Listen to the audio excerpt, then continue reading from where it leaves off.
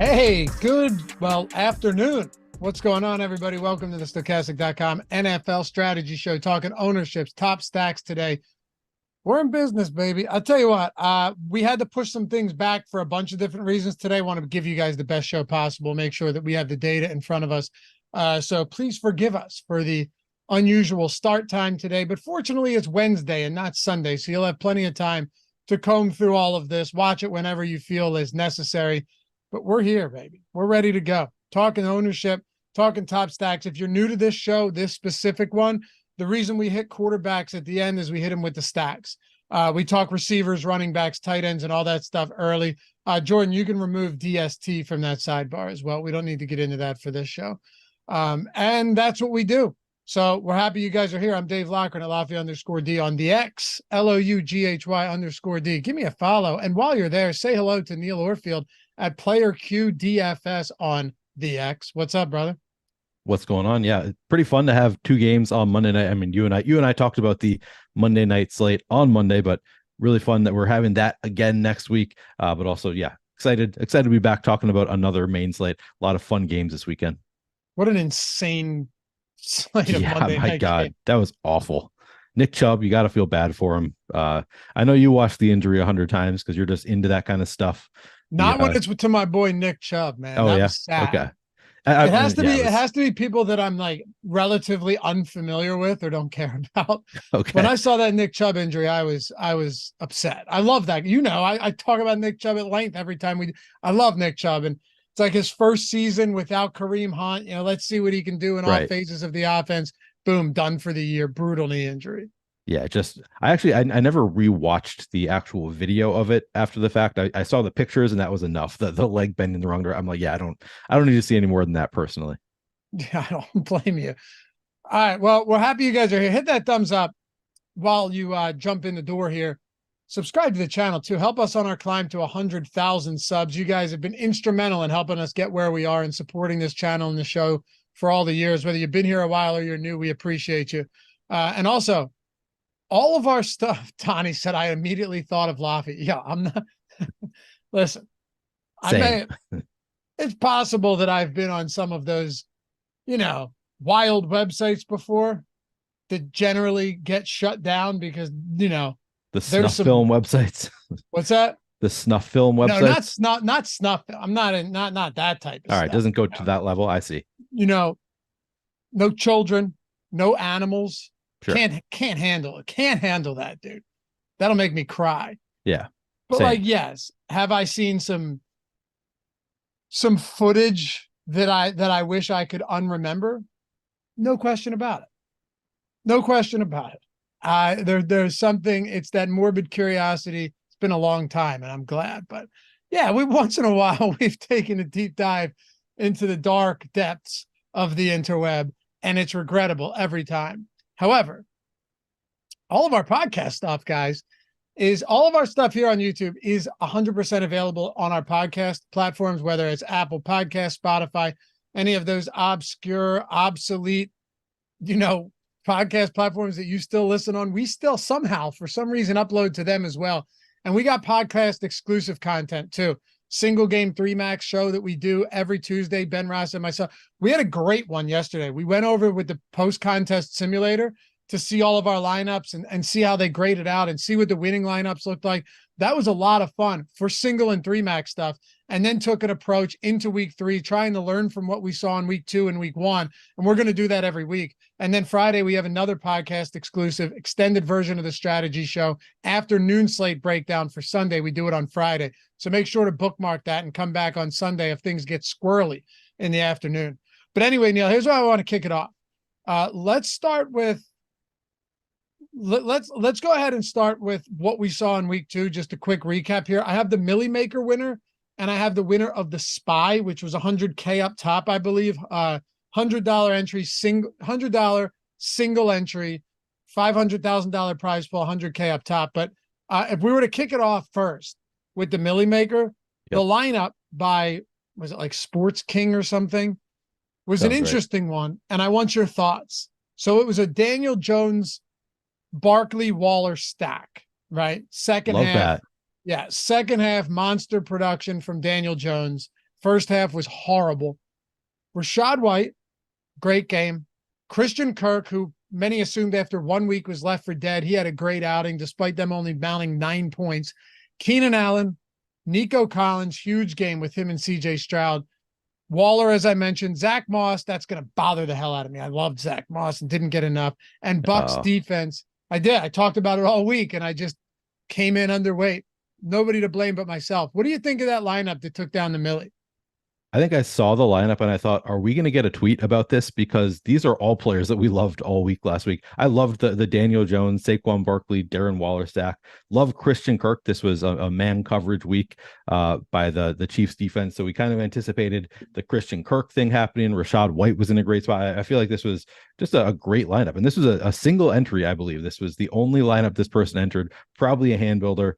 I think it's a great one. I mean, you've got the Daniel Jones double stack, and a little bit of a unique double stack going to the running back and the tight end, not using a single wide receiver in the stack. Love that. Love the Christian Kirk, the individual plays. Christian Kirk, Rashad White, Keenan Allen he smashed both weeks so far this year. Nico Collins looks like the real deal. Zach Moss was obviously too cheap for his role. And then, the Buccaneers taking advantage of that awful Chicago offense. Love it. I think this is a fantastic great lineup. lineup. What do you think of it? Yeah. It's a great, and no run backs either, by the way. No run backs. There were some people I saw on Twitter that were saying like, yeah, but he burned his flex player on a 1 p.m. guy. Yeah. So ideally, like you would want to have a 4 p.m. guy in that slot. I get that, especially with a giant stack. Yeah, sure. But if that's our biggest bone to pick, Neil, then I think, you got to give him credit. It's a solid lineup. There's nobody in here that you look at and you go, man, that's bad. And also, can we also point out that at the ownership for all of these players, nobody was, this wasn't an insane, like 50% total ownership lineup. Yeah, it was a low owned stack kind of, for the Giants, 3% Jones, 5% Waller, but there was nothing insane about this. And the Giants were facing a good matchup in Arizona. Yeah. And I got to say, so since we've been using the Sims, I've been seeing like more frequently when you look at the top lineups in the Sims, it'll be like 40 or 50% have a run back. Like they don't all have run backs. Yeah, you're right. The lineups that end up simming the best. So that's been kind of my biggest takeaway of using the Sims is you don't always need to use a run back. And this is the perfect kind of situation where you don't need one, where you're facing an Arizona offense that maybe is just not going to put up many points. Of course, Arizona did better than I anticipated. I think did better than most of us anticipated. Took a big lead early on the Giants, but definitely the kind of matchup where it's like, Arizona could very well not produce any fantasy relevant players, and the Giants could put up a ton of points regardless on this Arizona defense. So I don't really mind that it doesn't have a run back. Me neither. Exactly. Joshua Dobbs running for like a 30-yard touchdown too. Right. And I want to just quickly go over the spy lineup with you because I know. And we've learned from all the positive feedback we got on the podcast exclusive single entry 3-max strategy show that a lot of people really kind of crave that single entry 3-max talk. Yeah. So I want to go over a single entry as well. You and I did this last year too, I think. We'd always cover one of these to start this show off. Sure. Daniel Jones again with Darren Waller. That was the only stack. That was really mostly Daniel Jones because Waller had like 13 or something at his price point. James Cook at 8%, Brian Robinson at under 2%. Brian Robinson was a pretty good play in that game. Nico Collins, T. Higgins, big game. Michael Pittman, Waller, Mike Evans, and the Colts at 3% ownership. So definitely a different build. The similarities here are Daniel Jones and Darren. I just realized that Millie Maker winning lineup didn't have Mike Evans. Yeah, that's right. Did not have. How many points did he end up putting up? Like 35. What? It had Rashad White. Yeah, did he put like 35 fantasy points? Let me look. It was a ton. I forget the exact amount, but it was 32 fantasy points. Yeah. Also didn't have Puka Nacua. Right. So I guess you didn't 33. need. Yeah. I guess you didn't need him like you would have needed Tyreek Hill in week 1, who had like 45 or something. But yeah, Mike Evans was in this spy winning lineup. And it was basically, if you look at this, the one thing that stood out to me, full out balanced lineup, no real punts, but no high priced guys. Who's the highest priced guy on this team? I don't have it in front of me. Me neither. But you get my point. Like Right. Higgins or Mike Evans, none of these 8, 9K guys are even Right. close. True. It's what's especially interesting to me is, did that one have either Puka or Kyron Williams in it? No, That's nope, insane. Neither of these lineups had neither. Puka or Kyron Williams, and Puka was put up 33 fantasy points at 4,900 at 7.5%. So it wasn't like zero ownership. That's pretty nuts that he's on there. And then you also add in Kyron Williams at, I mean, it's just 2% owned, but 5,000 put up 28 fantasy points. Really, like, we were pretty far off the nuts with these lineups. Like, they obviously won, but But they you were, don't, that's the thing. Like, you don't need the optimal, yeah, right? All true. the time. Sometimes once in a while in the millie, you Right. might, But not in but like a full field millie with like 10 plus games. You're for not gonna sure. find the optimal. Yeah, exactly. But for something like this, it's when you're talking single entry, this is probably what, like 5, 6, 7,000 entries or something like that. Just having a really good lineup where nobody's terrible gets it done. And that's what happened here. There were some really big games. I mean, Yeah. Higgins had a big game that kind of went overlooked. Collins had a big game. Pittman had a nice game. Evans had a great game. I like this lineup, honestly. There was no run back. And I don't, like you said, I don't blame him when you're playing against the Arizona Cardinals. Yeah. No run back, but a good balanced lineup. And isn't it funny how much different these are from each other, the Millie and the single entry, even though they had Daniel Jones? Was that the only similarities, Daniel Jones and Darren Waller? And Nico. And Nico. Okay, yeah, Oh, wait, right, right. no. This one didn't have, yes, it did. I'm sorry. So yeah, and Nico Collins. Yeah, That was that it. is pretty nuts how different they are in the same type of contest. That's crazy. It really is. And the same slate, everything's, yeah. Many different ways to get it done. Anyway, you ready to talk week 3? Yeah, let's do it. All right, let's go. Yeah, Adam, I'm shocked how much Houston's passing. Nico might be good all year. Yeah, I think there's going to be some startable weeks for CJ Stroud too. I mean, he really hasn't been terrible, even though they lost both of those games. Shout out to Matt Kajeski for ranking CJ Stroud and the pass catchers higher relative to the field in best ball all summer. He was very much on the rookie quarterback thing and is working out in a big way for CJ Stroud and the Texans. Absolutely. I have a decent amount of them. And my boy Tank Dell had himself a game as well. That's right. I think I only have one Tank Dell share. I didn't get there. I was going with the old guy, Bobby Trees, for the most part, and a ton of Nico Collins, the player I spent the most on. Good. So I feel really good about Nico Collins, but wish I had more Tank Dell. I have like 23, 25% Tank Dell. Oh, wow. Okay. But the funny thing is, all the Tank Dell I drafted was before that preseason game. So I was just like on DraftKings, I took him in the 20th round in all of those. So it was not like, because he got steamed up to like 16th round at one point. And I was like, I have enough of this guy. Yeah. But yeah, he's looking all right. That team in the future might be okay. When you have as many early picks as they do, and you actually hit on some of them, right? Unlike many teams we've seen in the past, you can get it done. All right. So there's our recap. Hopefully that's helpful for you guys. I know Neil and I love looking at that because it shows you don't need to be perfect, but also like it kind of enlightens. It's enlightening when you go, man, like sometimes we overthink the process. You know what I mean? Right. Yeah. Very much so. Because both of those lineups weren't crazy at all. Like even a little bit. No. It was just like, oh, I'll play a low-owned Daniel Jones against the Cardinals. Okay. Yeah, we can made a lot of sense. Yeah. Anyway, running backs. Let's talk about it, man. So we'll get into we're gonna get into a bunch of different things. You have some injuries this week. We'll look at ownership now. We'll look at top stacks later. But just know that ownership can absolutely change. This is more just a game theory thing at this point because, okay, so you have Jerome Ford. They just brought in Kareem Hunt. I think Ford probably still gets the majority of work here. Probably going to be pretty popular. But then also spots, just to set you up here, Neil, and I want to get your thoughts on some of these chalky guys. David Montgomery, they're listing him day to day, but then he said it's going to take him a few weeks to get back to where he needs to be. Yeah. So does it mean he plays and he's not 100%? He's not playing. No, I can't imagine. I can't imagine. Hell, Brian Dable's saying that Barkley isn't ruled out yet. And that's just playing mind games. He's not going to play tomorrow. Yeah, he's not playing either. Come on. What are these guys doing? Right. They're just lying to us.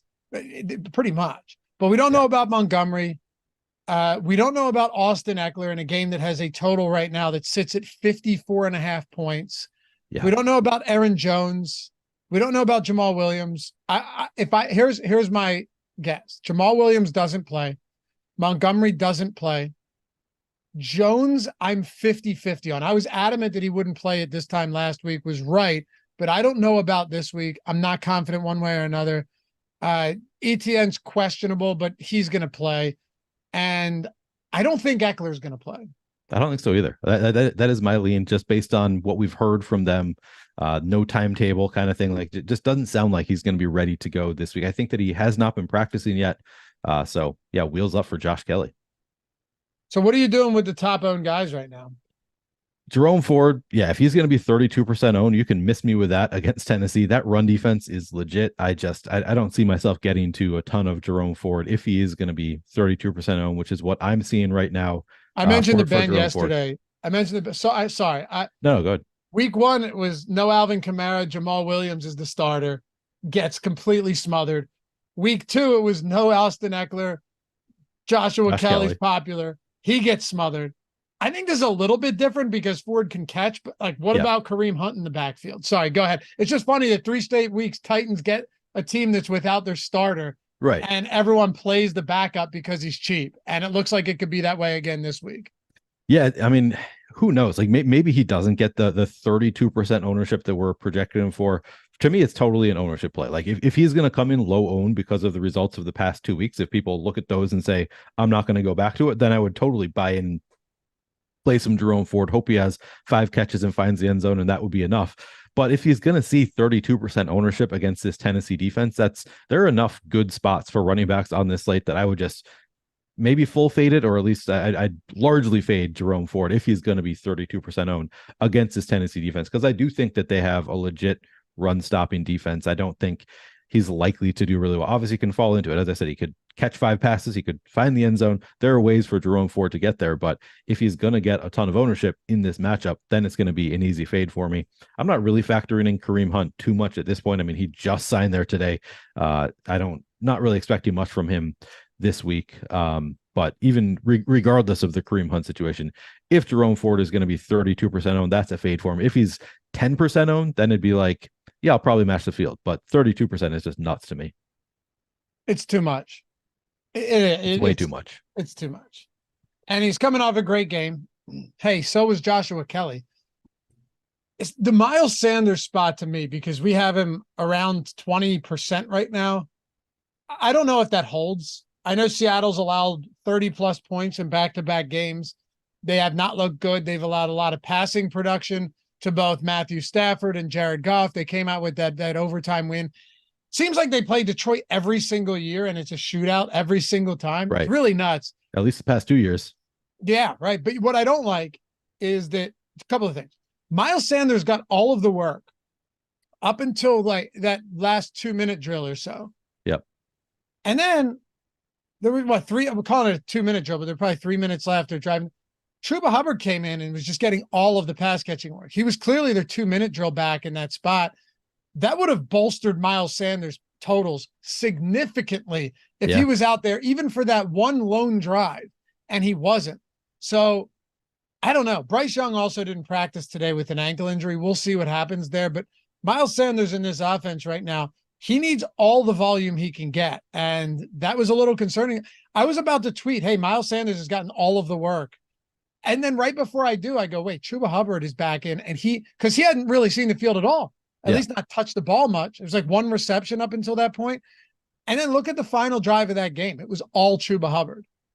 Still, I mean, Miles Sanders still has 32 rushes through 2 games. He is, in the top 10 in the league, I think, in rushing attempts. He has been used in the passing game a little bit. So I think that the way that they've used him at this point, I'd be pretty satisfied with the volume that he's gotten with the 32. I mean, 16 rushing attempts per game, plus some volume in the passing game. And that's in line with what they told us all offseason. They told us he was ready to be a bell cow. They told us they were going to use him in the passing game a little bit more, and they have been. So I think I'm satisfied with Miles Sanders' volume so far on the year. I've got him at 22% ownership, which to me is, yeah, maybe a little bit high. It's a nice matchup with Seattle. They've been giving up a ton of points. I will say they look like a little bit of a pass funnel so far. And of course, I'm using DVOA, and we have a 2-game sample size. It's an imperfect metric, so I'll acknowledge all of that. But so far, 31st in terms of pass DVOA, 10th in terms of rush DVOA. So far, the Seahawks have been a little bit of a pass funnel defense. Who knows if that's going to hold up? But regardless, I think that they've given up enough points that I have some interest in Miles Sanders. 22%, a little bit rich for me, considering the Panthers have an 18 implied team total right now. You don't really want much of an offense that has an 18 implied team total. So I'm not going to go overboard on Miles Sanders. I get it. I think it's a fine play against the Seattle defense, but I don't think I'm going to get to 22% there. I think I would love to be underweight on him if he's anywhere close to that personally. Yeah, it's a bit too much. Yeah. What about guys like ETN and Stevenson and Ramondre against the Jets? Don't love that, especially with Zeke getting some work. Yeah, Ramondre Stevenson's clearly the guy there. You can just look at, I think it was 15-5 in carries last game. Elliott wasn't targeted in the passing game in week 2. I get all of that. Don't love it. I mean, if Montgomery sits, and we expect that to be the case, Jahmyr Gibbs against Atlanta is at 6,600. Seems like a pretty strong option there too. What other guys are you looking at based on ownership right now? Maybe some low-owned guys that stand out. I kind of like ETN. I'm not scared away too much by that ownership. Just this Houston pass defense is such a run funnel. You have to imagine that ETN is going to continue to be very involved for the Jaguars. 30 carries already this year. In week 1, at least, he ran routes on 77% of pass plays. I don't have that data for week 2, but he was targeted 3 times in week 2, 5 times in week 1. So he's been involved in the passing game. As I say, he's got 30 carries already this year, and he's in the best matchup you can possibly have against Houston. So I do have interest in ETN. Currently, I've got him at 12% ownership. That's not going to scare me away from ETN. I think I might even be north of that on ETN. I think that's totally reasonable ownership. With you on Stevenson, that surprises me, seeing 11% ownership going to Stevenson against the Jets. At that kind of ownership, I'm going to be a little bit, I'm going to factor in the matchup with that kind of ownership and probably come in underweight to it. Pollard has gotten elite usage so far this year. That's all he's really needed. Like, for his entire career, I feel like every fantasy player on the planet has been saying, just play him more. He's so good. Play Tony Pollard. Now he's finally getting elite usage in a great spot against this Arizona defense. We haven't projected for 10% ownership. I haven't checked what his salary is, but almost regardless, I think Tony Pollard is very much in play at 10% ownership. Kenneth 8K, Walker. And I love him 8K. there. Yeah, 8K is totally a reasonable price tag for Tony Pollard, particularly in this matchup. So yeah, sign me up for that. Kenneth Walker, I'm pulling up DraftKings so I can. By the way, I think Pollard's going to be like 20% by the time this slate so? I mean, everybody looking at that is gonna be like, he is so involved in this offense, and he's so good, and he's playing Arizona. It's kind of a no-brainer. The only reason he might not be is because there's some really good high-priced wide receivers too, and you can't play everybody. Yeah, but it's really hard to think that Pollard isn't going to be popular against this Arizona team. 12-point favorites against them. You know what I mean? It just seems like such a good spot. Leads the league in red zone attempts, lead the league in goal line carries. The defense is going to set them up. Yeah, I love Tony Pollard. And if Eckler sits, Chubb's already out for the year. So you're only like real high-priced options. Tony Pollard, Bijan Robinson at 7,800, and Algier still had 16 carries last game. I mean, Pollard's just a clear guy in Dallas.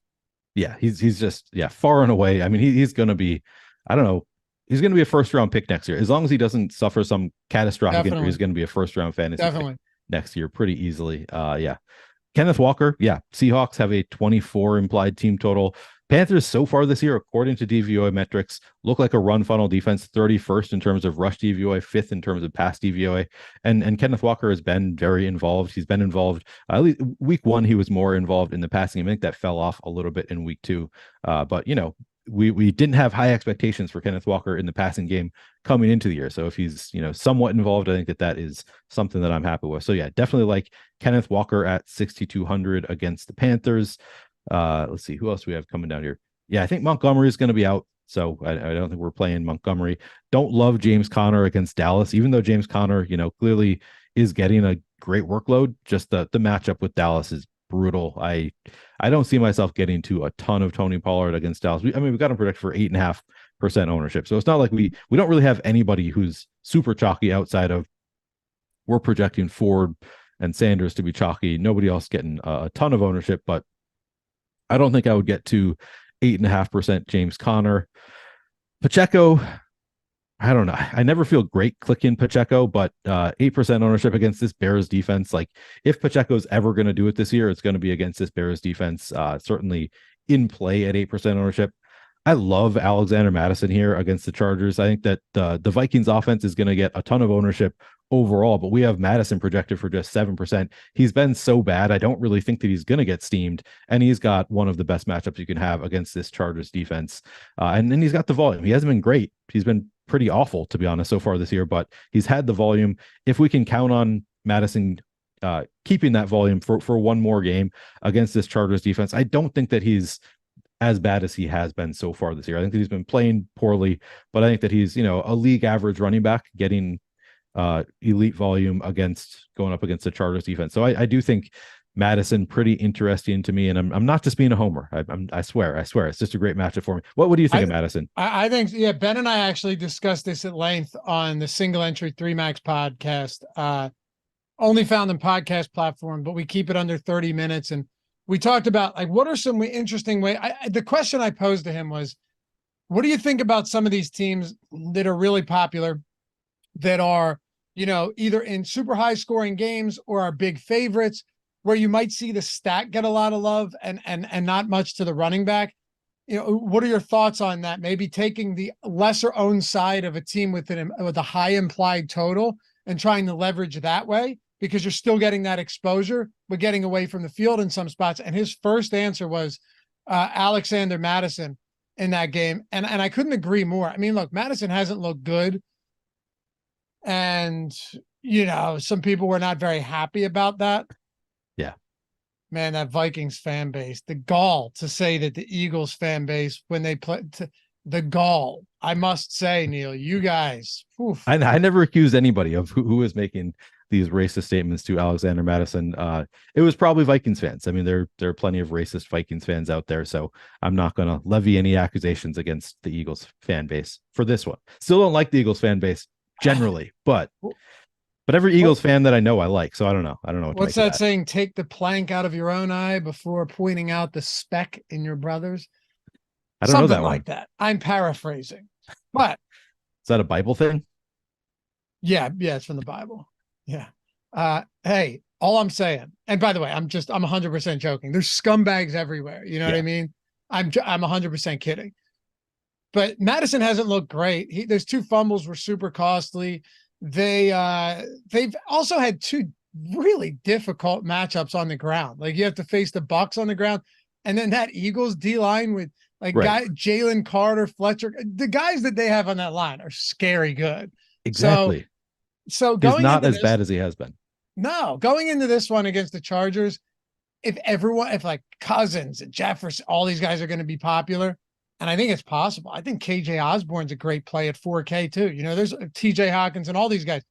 But yeah, if Madison's the guy that gets kind of overlooked in a 54.5 total game, absolutely would get back there. Yeah, it's a fantastic leverage spot for Alexander Mattison. He should be, I think, the first player that comes to mind on this. Maybe we'll find some others throughout. But yeah, I think that Jefferson going to get a ton of love.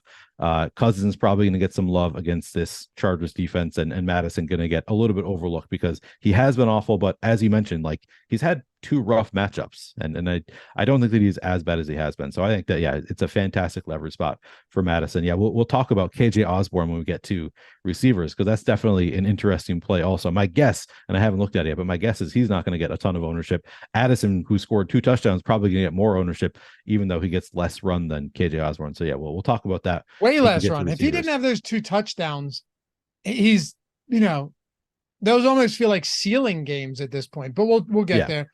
Marcos asked, where are you seeing ownership? So we're making some updates to ownership right now, like on the ownership and top stacks tool. So we just ran the contest generator, and Neil and I set the same type stack exposure to get similar numbers for now, just to get a baseline. And By the way, guys, if you still haven't taken advantage of your free week of all of our NFL tools, I mean, the preeminent tools out there with the NFL contests generator, this pre-lineup simulator, the pre-contest simulator. Post-contest simulator is really awesome. Ben and I went over that on the podcast yesterday too, and just went through all of it's so cool to be able to evaluate, your lineups and what you did right and wrong and what other players did and what the top guys did to win and or whether or not they did win at all.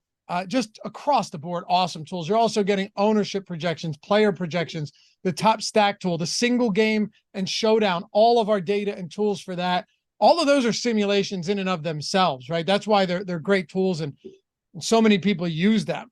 The premium Discord as well is included. The lineup generator is included. If you're not on Owner's Box yet, that's the way to do it. They have super flex contests, number one, which is really cool. The fact that you don't have to play a defense, you can flex in a quarterback, you can do crazy kind of stacks.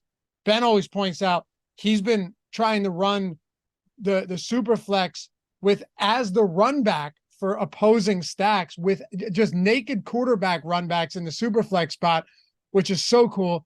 There's been huge overlay over there, 30% overlay, only filled 30% or 70% last week. And they're still going $175,000 prize pool. Oh, are they really?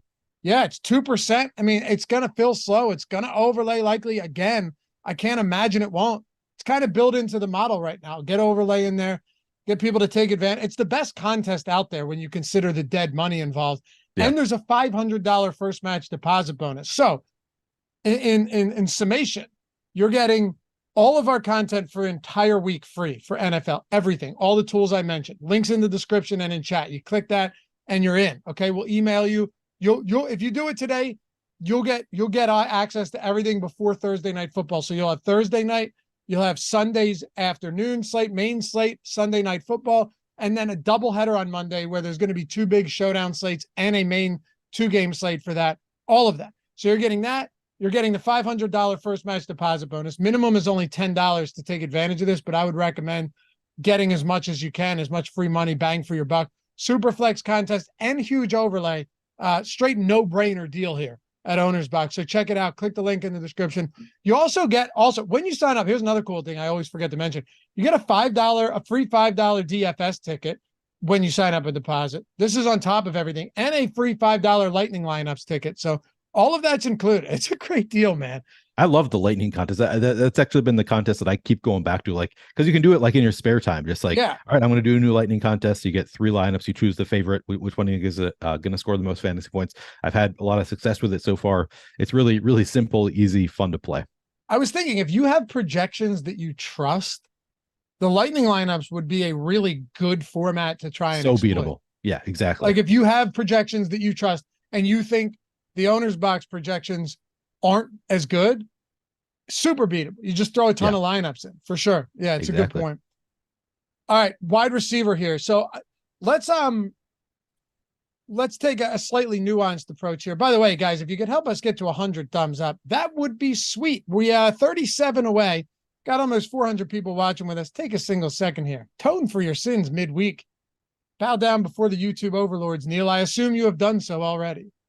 I have not done so already. I'm one of the idiots I talk about all the time who always forgets. No, I just did now, though. Okay. I found it. Sergeant Sugar, throw in a free membership to my local strip club and I'm in. Bro, get in these massive overlay contests, use our tools, and you'll be able to pay for a membership to your local strip club, no problem. That's right. You can ask Adam Scher for advice. You'll have so many ones at your disposal. Yeah. You can ask Adam for advice on how to squander thousands of dollars in doing so. All right. Wide receiver position. The top is just loaded with a lot of really, really good receivers this week. I mean, hands down, there's so many that stand out. And maybe that suppresses some running back ownership. I think it's possible. But Jefferson in a 54.5 total game. That's why we're talking about Madison. Tyreek Hill against the Denver defense that looked like shit against the Commanders. That was surprising. Keenan Allen, not saying he's top tier, but CeeDee Lamb against Arizona. I could go down the list. Even Stephon Diggs is probably going to have some relative ownership. Calvin Ridley against Houston. The list goes on. And if Amon-Ra St. Brown is healthy with that turf toe, you're getting him against Atlanta. Do you think Surtain ends up shadowing Tyreek Hill? Like we anticipated that he was going to be shadowing Terry McLaurin last weekend, and he didn't really. So that was kind of a surprise. Kind of feels like he would with Tyreek Hill, though, right? Especially if Jalen Waddle ends up being out. That would be the one knock that I can really give against any of these guys. But it's nitpicking if you're trying to say that any of these guys are a bad play. Like Tyreek Hill has just been so good. I mean, he was not as good week 2 from a fantasy standpoint as week 1. But that would be the one potential thing that I'd worry about a little bit with Tyreek Hill, is if he is getting shadowed by Patrick Surtain. But we've had the conversation. He might be the hardest wide receiver to cover in the entire NFL. So maybe it doesn't matter who's shadowing Tyreek Hill anyway, but that would be, if you're trying to nitpick among a bunch of great wide receivers in great spots, that is one spot that you could potentially nitpick that a little bit. But yeah, Jefferson, as we talked about it with Madison. Like if Jefferson's getting a ton of ownership, it's going to make Madison look better. Jefferson, we are projecting for the highest ownership among wide receivers. Currently, I've got him at 27% in my run, followed by Hill. You can't really argue with 19%. Tyreek Hill looks fine to me. Interesting to see that we have both Keenan Allen and Mike Williams getting pretty significant ownership. I've got Keenan Allen at 17, Mike Williams at 13. Certainly, I mean, I think Mike Williams put up like 8 for 83 or something like that in week 2. Like definitely more involved week 2. And as long as these guys are healthy, like either one of them can break a slate any given week, as we saw from Keenan Allen last week. So great matchup with the Vikings. Hard to really argue with the ownership there. I think I'm probably going to be above weight to both of those. CeeDee Lamb is interesting because Dallas, doesn't need to be throwing most likely against this Arizona defense. But at least for the first half, they'll probably be throwing and being able to, get whatever they want against the Arizona defense. What do you think about CeeDee Lamb at 15% or whatever you have him at? Yeah, he's great. Buda Baker's on the IR too. I mean, I just don't have any faith in this offense or this defense for Arizona. But you know what it is? Here's the other thing. This could be a game where if you don't have CeeDee Lamb, you end up being very happy as well. Because if it's just all Tony Pollard and Cowboys defense, would that shock? I'm not saying there's a right way to approach this either, but would that shock you if CeeDee Lamb just kind of has a pedestrian like 5 for 60 and a touchdown or something, and Tony Pollard has 20 for 150 and 2? Right. You know what I mean? Like, it wouldn't shock me at all. No. Yeah. Or 2 defensive touchdowns for Dallas and they take their foot off the pedal and just run it because they get whatever they want. That's why these games are always so difficult for me to evaluate, because you don't really have any clue how the game's going to unfold. And Dallas could still win by 30. And then you look at it and it's all defense and running back. Yeah, exactly. Like that. It's certainly no guarantee that CeeDee Lamb doesn't. I saw an update. Neither Christian Watson nor Aaron Jones practicing today, it looks like. So that's something to monitor, the Green Bay situation. My guess is that neither of them plays since they're not practicing today, but something to keep an eye on with those Green Bay guys. But yeah, I think it's very possible that CeeDee Lamb, even though they can get whatever they want against Arizona, like they just don't need to be throwing throughout the game. So yeah, I think that scenario that you laid out where he's good, but just like doesn't get super volume is very much in play here. Stephon Diggs, we have at 10% ownership, not the best matchup with the Commanders. I think 10% ownership feels about right there, just relative to all these other wide receivers who are in great spots. Being in, a mediocre spot against the Commanders for Stephon Diggs doesn't really stand out. Calvin Ridley, I know he was disappointing week 2, but he was a smash in week 1. Now he's playing against Houston. More of a run funnel, but I still think Ridley at least marginally in play. I don't know what to make of Amon-Ra St. Brown. I think he was not practicing today either. I should double check that, but I'm not sure if Amon-Ra is playing this week. They're saying that he's not going to miss any time. Okay. But also turf toe injuries tend to linger, and that doesn't make me feel really comfortable. Right. Right. Exactly. I mean, if he plays, it's a nice spot against Atlanta. I think that Amon-Ra could put up some points on Atlanta. Or what do we have them? They are 20th in terms of past DVOA are the Falcons. So Amon-Ra would be interesting if he's available. I'm still not a believer in Drake London. Are you? Do you think he's like not that I'm not a believer in him as a talent, but like in that offense, I don't think that he's going to be great for the year. But I think against Detroit, maybe for 1 week, he could be good. We've got him at 8% projected ownership right now. What do you think about Drake London? You think he's going to have a year worthy of being drafted in the, mid fourth round? No, I don't think there's a shot. Yeah. I think last week felt more like a ceiling game than anything else. Honestly. Yeah. Me too. Same page. Yeah, I just don't think they want to. I don't think they want to throw the ball.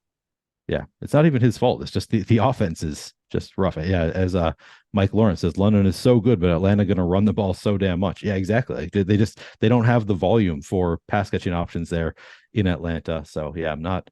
But I think for 1 week, maybe, I don't know. But like as you said, like that kind of felt like a ceiling game. Certainly, he could put up 2 touchdowns instead of 1. Like there are ways for him to do better than he did last week, but I don't think the volume is a guaranteed thing with Drake London.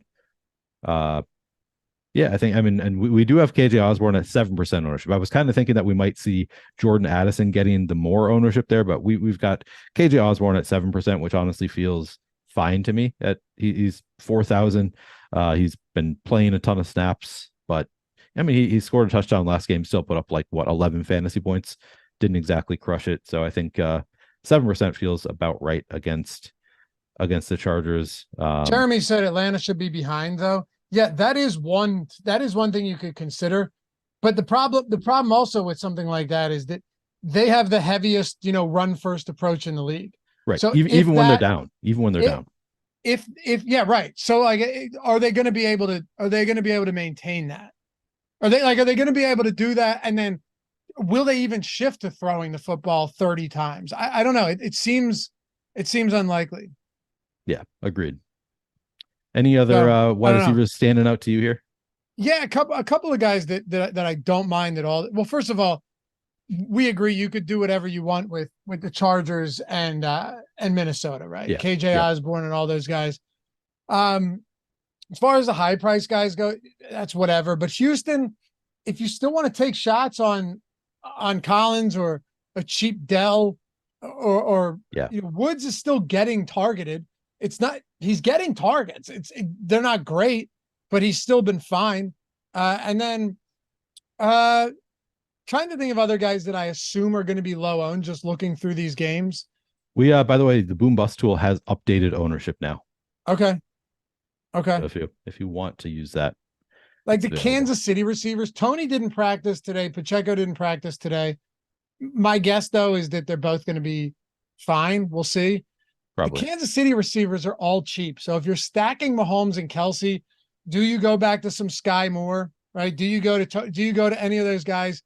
I think that's possible. Just looking through the rest of these, Adam Thielen is cheap. Man, that was my Achilles heel all of last year. The cheap Kansas City receivers. I'm like, they score so many points. Like these guys have to. Somebody has one of these weeks. It's just one of these guys is gonna score 2 touchdowns, and it just never happened. I think MVS maybe had 1 game late, but yeah, it was brutal last year. I think it's gonna be the same thing this year. Could never get them right, man. Never get them right. That's probably the whole Marvin Mims thing. I don't know how much I want to buy into that. I know Wilson had his first 300-yard passing game since week 1 of last season, but it was also a 258-yard passing game until that 50-yard Hail Mary. So whatever, that's fine. He rushed for 56 yards. That's nice, I guess. If Jalen Waddle sits, maybe you could look to someone cheap there against Denver. I don't know. I think that's probably it right now, huh? Yeah, I mean, I think we've named all of the guys that I'm really interested in here. I mean, we'll be doing plenty of shows throughout the week. I know we've got a hard out, so we don't need to get into all of the every single wide receiver here. But I think those are the most relevant wide receivers at this point in the week. Things could change by the weekend. Agreed. And injuries obviously play a role here too. Exactly. So we'll see what type of injuries. Waddle's questionable. I think Metcalf should be fine, right? We'll see what goes on with Watson. That's the whole Jaden Reed thing. He had a really nice game. He's 3,800. Yeah. Much more difficult matchup against New Orleans. No doubt about that. But like you said, we'll have a lot of shows. You're on the tournament strategy show Saturday. I'm on the matchup show. So we'll break all of that down as well. All right, let's get into some tight ends, then some top stacks. Also, if you guys, can't sign up on Owner's Box or already did, or you're looking for another way and you're just looking to save some money, with an amazing tool. We have our lineup generator on sale right now, $9.99 for the first week. You can, so here's what you do.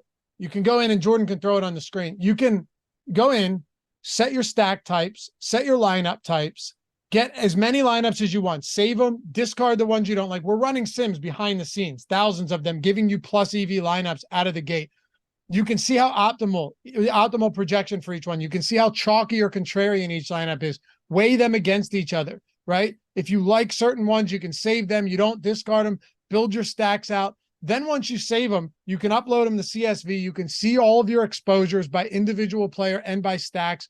It's the best inexpensive tool, not that we have, but I think that anyone has. It's $9.99 for the first week, and it's built for Showdown, where not only is it built for Showdown, but you can also adjust what you think the scores will be. So if you want to play, Showdown, you're always trying to tell a story. If you want to assume that like one team's going to crush this other team or vice versa, or it's going to be super low scoring, something like that, then you can build that into how your lineups are being built for Showdown. So many different things you can do with it. $9.99 for the first week. Then it's $14.99 after, but it's a really awesome tool, man, especially if you're not trying to shell out everything for the lineup simulator and everything else. And maybe you're short on time. You got a busy, demanding life and a family and things are going on. No better way to know that you're getting good lineups, building better lineups than you would by hand, and you're getting it at a great price. So even if you're playing only a few dollars a week or, a game or a slate, this is the best bang for your buck. Certainly worth a test drive. Link in the description and in chat if you're trying to get that for $9.99. All right. Tight ends. I'm going back to my boy Sam Laporta. I think the big game is on the horizon, Neil. Yeah, he looks a little bit overowned in the boom bust tool, but I'm with you. He's 4,000. I think there's a lot of volatility in that projection for Sam Laporta since he is a rookie. We have such a small sample size. Nice spot against Atlanta. He's 4,000. He's like, the volume has been there. He's been out on the field plenty for Detroit. 5% ownership. I think I'm totally willing to eat the 5% ownership on Sam Laporta. Yeah, I'm with you. The talent is there, the opportunity is there, the price is right, the matchup is right. There's nothing not to like about Sam Laporta here this weekend. So yeah, I'm definitely with you on Sam Laporta. Not the first place I thought you were going to go. We got Kelsey at 19% projected. Well, of course, ownership. Those are more obvious. Yeah. You just go straight to the contrarian guy. I like it. It's because I've been talking about him since the beginning of the season, and I think the workload and the consistency in snaps is going to be eventually that's going to pay big dividends for us, Neil. Yep, I think so too. I hope so, because I've got a lot of shares of Sam Laporta out there, so I'm with you on that one. I like it quite a bit. But yeah, looking at the chalk, I think Kelsey, we actually have a little bit under-owned at 19% ownership. We've got him optimal 22% of the time, booming 23% of the time. Looks great here. Great matchup with the Bears. Mark Andrews is still at 6,000. We've got him at 13% ownership, a little bit over-owned for Mark Andrews. Durham Smythe is the biggest surprise for me, but he's been out there just every play for the Dolphins. We've got him at 10% ownership, and we actually have that as a neutral play. Like, we have him optimal 10% of the time at 10% ownership. He's 2,900. What do you think about Durham Smythe as a play? Yeah, he's Durham Smythe. Yeah, I like it better than Zach Ertz. What's that? Said I like it better than Zach Ertz. Yeah, I don't. You don't like it better than? Okay. Well, you know what? No, I think you could make an argument in two directions. On one hand, much better offense, much better, I'd say higher touchdown equity for Durham Smythe. Definitely lower volume. So if you're just playing for volume, maybe Zach Ertz isn't your milli maker guy, but if he has 10 targets again and catches 6 for 40, you got 10 points at a cheap price point. Durham Smythe probably is never going to see volume like that. I know he was targeted a decent amount in week 1, but I think that's more an anomaly than anything else, especially if Waddle plays. So I don't know. Can he score? Maybe. He would need to, but at least you have a good offense and a strong line and quarterback in Miami. Yeah, true. TJ Hawkinson, another sort of leverage spot. He's coming in at 8% ownership, but relative to Jefferson, it's fairly low. We've got him optimal 9% of the time. TJ Hawkinson, 6,500. I'm more expensive than Mark Andrews. Didn't think that was going to happen as quickly as it did, but the volume remains there. It was there all last year after he joined the Vikings. He was just a target machine. He's a target machine again this year. So love to see TJ Hawkinson looking so good in the tools. Luke Musgrave we have. I mean, Christian Watson might be out again this week. Luke Musgrave is 3,300. We've got him at 8% ownership, 11% chance of being optimal. So Luke Musgrave, I think, is worth a shout. Yeah, Evan Ingram, 4,800 seems reasonable enough to me. And any other tight ends that you love here? Adam Baumother asked about David Njoku. It's at least interesting, right? Because they probably won't be able to run the ball. I don't like what I've seen from Deshaun Watson, quite frankly. I'm pretty concerned about that. Yeah, he's been rough. Yeah, and even in week one, what's that? They have a 21.25 implied team total currently, so kind of middle of the pack there.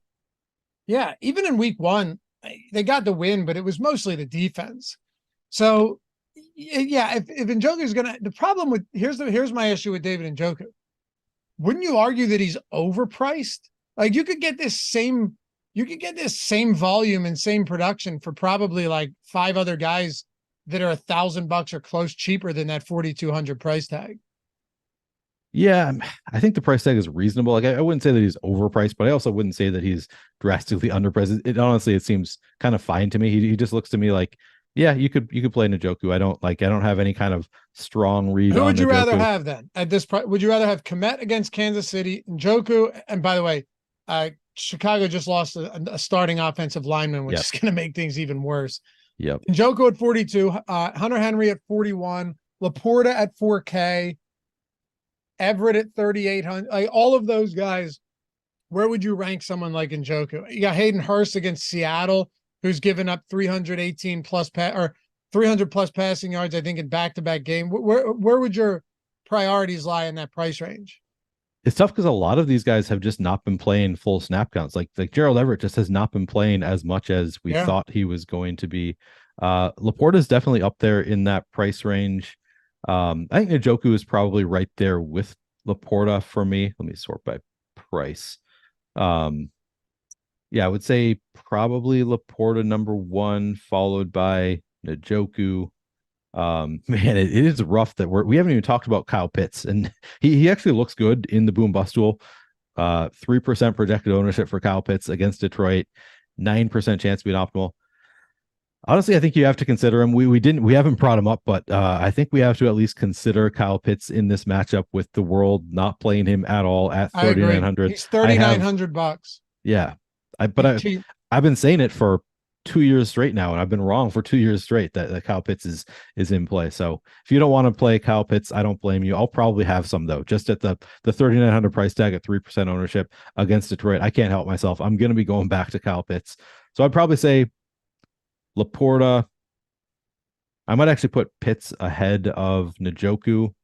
I don't really love Cole Kmet. I mean, the matchup is fine there for Kmet.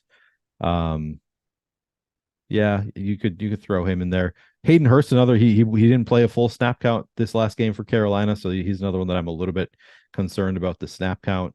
So yeah, to me, I'd say my favorites in this price range are Pitts, Laporta, Njoku, and maybe Cole Kmet you can throw in there as well. Okay. Ready to get into some top stacks here? Yeah, let's do it. All right. Before we do, if you had to take one, and we'll do this quickly, if you had to take one running back, wide receiver, and tight end that are getting lowish ownership right now, and say, like, this is the guy that I'll take my stand on, obviously it's early in the week, who would it be? Running back, wide? I assume running back is probably be, what do we have Madison at as far as ownership goes? Let me check. I'm pulling it back up here. So we have Madison at 11. Because it's higher than I had in my run. I had him at 7.5. So yeah, he actually got higher ownership than I was hoping to get out of Madison. Josh Kelly, it's obviously, I think he's going to get ownership, so I don't think he's going to count. Like if we do get Eckler out, we're going to get a good amount of ownership going to Joshua Kelly. Let me look real quick. Just scrolling through the running backs to see who we have now at low ownership. Probably not Zach Moss. I mean, I think Gibbs is also going to get ownership once we get Montgomery out of there. So a lot of the guys that I love right now who are low owned, I think are not going to be low owned by Sunday. Man,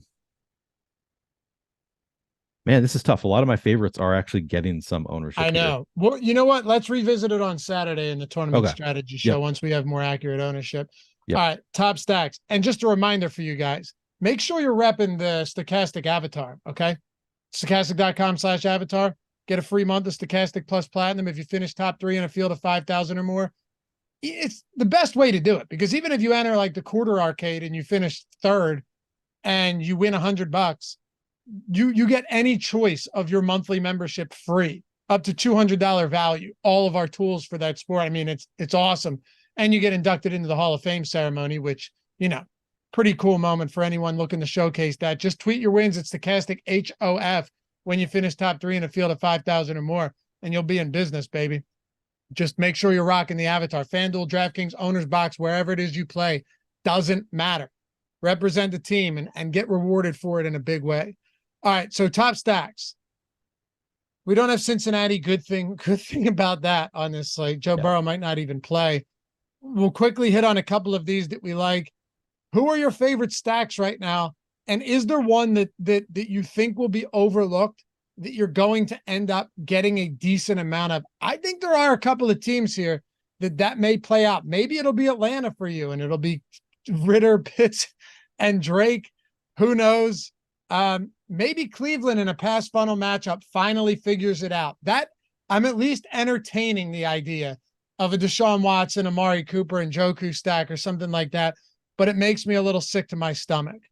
I mean, of course it makes you a little sick to your stomach, but I'm with you. I think that is in play. Like it's looked so bad. It looked so bad on Monday night, but they still could do it. So I don't hate that idea. Yeah, I think I'd be more inclined to go to the Lions than the Falcons. I don't think it's going to be a so would Pitts, I, obviously. London. Yeah. Seahawks look pretty good to me. The Panthers have been a little bit of a run funnel, but I think the Seahawks, good enough offense, they can pass on anybody. So I don't hate the idea of going to Geno with DK Metcalf. I think DK is going to be back for this game. So that one is pretty good for me. I'm trying to figure out, can I do it with the Chiefs? Like, obviously I love the Kelsey and Mahomes stack. But do you think you double stack that one? Do you throw in like an MVS or a Sky Moore? I think I would, just to get some salary relief. If they do, they have a 30.5 point implied total. I think I probably would, right? It just sucks because I'm with you, man. I never get that guy. I'll put it to you this way. Not only could I not get that right last year when it came to Chief stacks, usually I'd get the Travis Kelce games wrong too. Right. It just so never tough. Ended the way I wanted it to. Yep. No, I'm with you on that. But I still love it. And yes, I would go to some Tony or some Sky Moore or something like that. If they light Chicago up, they have a north of 30 implied total. Yes, I clearly want to get to some of that. And Dallas too, but I love Tony Pollard. Yeah. There is a part of me, I just got to throw it out there. There's a part of me that really wants to play Justin Fields in like just a single stack with DJ Moore or something. If he came out and said he wants to be more instinctive out there, and then we saw it last year, it was bad for many weeks and then just like exploded and was great for a few weeks when he went to more running, more instinctive play. So I kind of want to go there. The offensive line hurting obviously doesn't help, but I'd throw that one out there as a contrarian option that I'm at least considering this weekend. Maybe a owner's box run back in the super flex. Oh, that would work for sure. Be expensive, but man, could you imagine if Fields runs for his life for like 100+ yards and then you have the Kelce Mahomes combo? Yep, that could be awesome. That'd be crazy. Yeah. But God, that Chicago offensive line right now, Fields is holding the ball too long. Everything looks terribly bad. Just looking over this to close things out. Chargers in Minnesota, obviously two spots that we're going to be getting to. And then Jacksonville, we'll see where they come in as far as ownership and top stack probability goes. We got to go, but would you consider stacking Houston? Absolutely. I mean, it's been pretty constant. We've seen plenty of volume go into Nico Collins, go into Tank Dell. So yeah, I think that the Texans are in play against the Jaguars. Hopefully the Jaguars better this weekend than they were last weekend. Texans needing to put up some points. So yeah, I don't hate that idea. Guys, appreciate you hanging out. Thanks for bearing with us. We got a later start today, had to move things back, but tomorrow, marathon matchup show, 11 Eastern, Eric Lindquist and myself. Then you got the Friday show, Saturday tournament strategy show, and then culminates with a 3.5 hour live before log deeper dive on Sunday. Hopefully you guys have a great rest of the day. Follow Neil at PlayerQDFS, me at Laffy _D, and shout out to Jordan Klein for producing this one. We'll see you guys back here tomorrow on the Strategy Show. Peace.